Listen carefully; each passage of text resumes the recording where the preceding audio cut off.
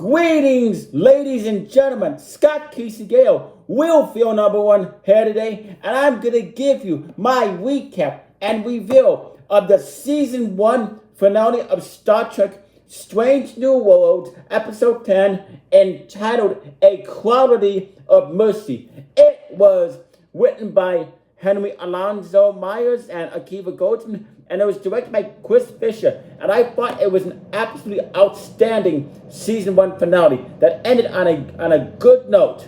And it was the perfect homage to the original series episode of Star Trek entitled Balance of Terror, where Balance of Terror introduced the Romulans. And they did it just right.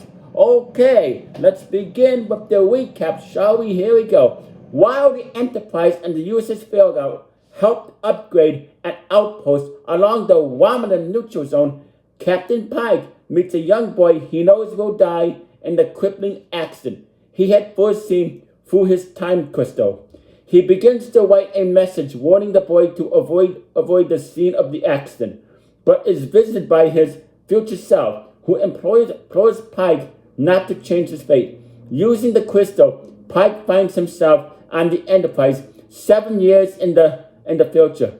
Responding to a distress call from the outpost, a cloaked Romulan bird of prey destroys it. The Farragut, captained by James Kirk, played by Paul Wesley, joins Enterprise in tracking and following the cloaked warship. After Kirk fails to execute a tactical maneuver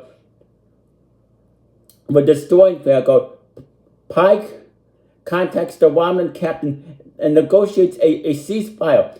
While the Romulan captain agrees in good faith, his sub-commander suspiciously summons an armada of Romulan warships with the Praetor to aboard. Kirk summons multiple mining drones pretending they are battleships, but fails to dissuade the Praetor. She destroys the bird of prey and declares war on the Federation. Kirk uses the drones to help shield Enterprise, but the damage it takes while escaping injures Spock. Pike realizes changing his fate only pass to suffering to someone else. His future self reveals that in his timeline, the Romulan War claimed millions of lives without Spock. The Romulans and the Federation cannot achieve peace in any timeline. Pike knows he must delete his warning and accept his fate. His peace is short-lived. However, the present captain of Farragut, Patel, beams over with orders to have number one arrested for being a genetically altered Illyrian. And I will give the season 1 finale 5 stars, 2 thumbs, and a solid 10 out of 10 and an A triple plus. I love this episode from beginning to end. And I gotta say, Paul Wesley did an amazing job playing Captain James T. Kirk. He can't top William Shatner's Captain Kirk, but he did a close enough good job. And also what I liked about it is we heard Scotty's voice on the show. We didn't see Scotty, but we heard his voice. So we heard his voice. So that was good. That was a perfect homage to the late great James Doohan, who played Montgomery Scotty Scott on Star Trek the original series and all 6 Star Trek movies, including a season 6 episode of Star Trek: The Next Generation entitled Welnick and Star Trek Generations. So hopefully we see Scotty in season 2 of Star Trek Strange New Worlds. What I also liked is when they introduced the Romulans, they played the music from the Star Trek original series episode Balance of Terror when the Romulans were first introduced. The Romulans have always been my favorite Star Trek villains, the ancestors of the Vulcans. Like I said, everything about this season 1 finale was done right. The way they introduced the Romulans. I also liked how we got to see a future self of Christopher Pike as an admiral, wearing the classic uniform from the Star Trek to The Wrath of Khan. And I like that too. I mean, so yes, the writers and producers of Star Trek Strange New Worlds are doing an amazing job, and they are respecting Star Trek the original series and what Star Trek was meant to be. I know, and as I said before, Gene Roddenberry is looking down in heaven and smiling at me. And I know that Gene Roddenberry will be very proud of how Star Trek Strange New Worlds has turned out. And I also liked how it ended where Pike's first officer, Uno O'Reilly, also known as Number One, got arrested for being an Illyrian. So I'm looking forward to seeing how this plays out in Star Trek Strange New Worlds Season 2 and where they're going to go with this. Yeah, like I said, I mean, an outstanding season finale. Everything about it was done right. As I said, Paul Wesley did a good job playing Captain Kirk, and I also liked how we got to see an alternate future of